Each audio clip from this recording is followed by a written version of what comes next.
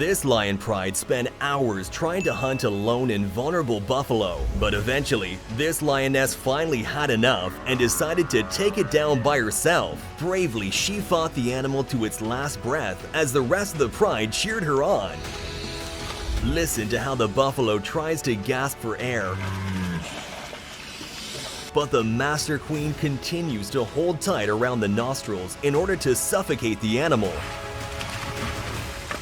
While the crocodiles were asleep, this dazzle of zebras were given a perfect window to cross the river. But some crocodiles wake up with hunger on their mind, and not everyone makes it over.